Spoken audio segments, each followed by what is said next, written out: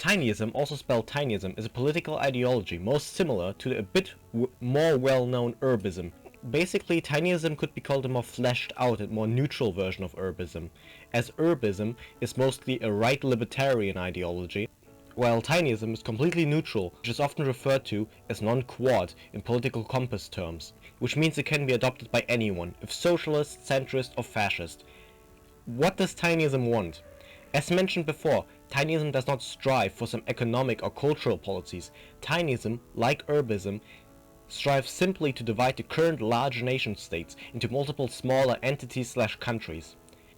Unlike Urbism, however, which was made by and for libertarians, Tinism doesn't take the economy and trade as its main reasons for this action, but instead Tinism believes that national policy should be made on the most local level possible. Because as we see right now, there's a huge political difference between the cities and the rural areas of any country, for example. So why should those living in the city, which has such a different political position and culture, be subjected to the rural elected or influenced government? Let the rurals have their government and the cities theirs. Why should they have to mix on a national level, which can influence very pressing matters where both have opposite positions on? Another big point of Tinism is general secession, usually for cultural linguistic reasons, but sometimes also for racial and economic ones. Take as an example Spain. Why does Spain get to control the Basque Country and Catalonia if a majority of the people there wish to secede? In a democracy, should the people not get their will? All peoples and all nations should have their own state, Tinism responds. Everyone, every group should be able to have their own independent and sovereign nation-state, no matter why. This would prevent minority conflict and independence struggles. If every group has its own state, there will be no one wanting to secede. If two or more groups of people insist on living together in the same state, however, there should be no issue in that, provided they can live together peacefully. This policy would create de facto ethno-states, which, while not necessarily the point, could be seen as a gain by some. Immigration, however, would obviously still exist in the large majority of nations, and no minorities are ever to be deported in the pursuit of Tinism, a different ideology which coexists with Tinism maybe, but not Tinism alone. That brings us to the next point, ideological freedom. As stated before, Tinism believes that policies should be made on a very local level, and I also mentioned why this is needed. And as I said before, there's obviously going to be a difference between the policies of two different states. Tinism is the acceptance of all nations.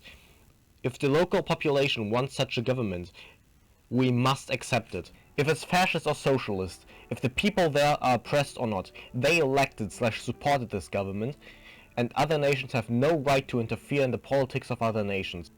We need to accept the will of the people on every level and root out imperialism completely. The only case in which such action against the state should be taken is when its government strives for expansion, especially the aggressive kind. War needs to be prevented at all costs. A government must also be removed if it is directly opposed to Tinism. Otherwise, there shall never be interference in another state's politics at all. Unions/confederations are also a big point of Tinism, helping to prevent wars and creating better relations between ideological lines, in which states can cooperate and stand together if any of their fellow members is attacked. Comparable to the EU, such a union could have a single currency or a single market. It may also allow free travel between the states if that is not already established. Every union must form according to their principles. I don't want to tell anyone how to run such a union. That would be up to the members to decide. Important, however, is that it doesn't get too integrated, as that could result in a large United State forming, which needs to be prevented. That's basically it. Tinism wants all peoples and groups to be able to have their own country. It wants people to decide their government and abolish imperialist actions to replace quote-unquote unfavorable governments. All governments must be accepted. Tinism also wants unions between the states so they can cooperate easier and can defend each other when a nation is attacked. I'll be posting more videos in the future. If you have any questions, feel free to ask them in the comments. Please also look in the description for more information and our subreddit, which you are very much welcome to join.